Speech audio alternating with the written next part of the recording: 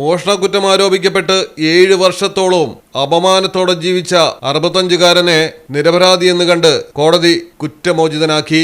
ആലപ്പുഴ ചെട്ടികുളങ്ങരയിലാണ് സംഭവം. കൈതതെക്ക് സ്വദേശി രമേശ് കുമാറിനെയാണ് നിരപരാധിയെന്ന് കണ്ട് മാവേലിക്കര മജിസ്ട്രേറ്റ് കോടതി കുറ്റവിമുക്തനാക്കിയത്.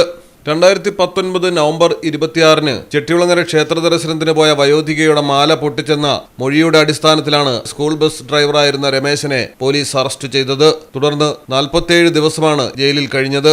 ഇതിനിടയിൽ മേഖലയിലെ പ്രമുഖ മോഷ്ടാവ് പിടിയിലായി. ചെട്ടികുളങ്ങരയിലെ മാലമോഷണം നടത്തിയത് താനാണെന്ന് പോലീസിനോട് പ്രതി സമ്മതിക്കുകയും ചെയ്തു. എന്നാൽ വയോധിക ആദ്യ മൊഴിയിൽ ഉറച്ചു നിന്നതോടെ കേസ് നീളുകയായിരുന്നു.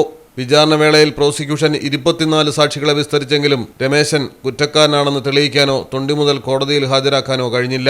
വ്യാജക്കേസിൽ പ്രതിയായതോടെ രമേശന് ജോലി നഷ്ടപ്പെട്ടു. ബന്ധുക്കൾ കൈയൊഴിഞ്ഞു. ജാമ്യത്തിലിറങ്ങിയ ശേഷം കടത്തിണ്ണയിലും അല്പം കരുണ കാണിച്ച ചില ബന്ധുവീടുകളുമായിട്ടായിരുന്നു ജീവിതം.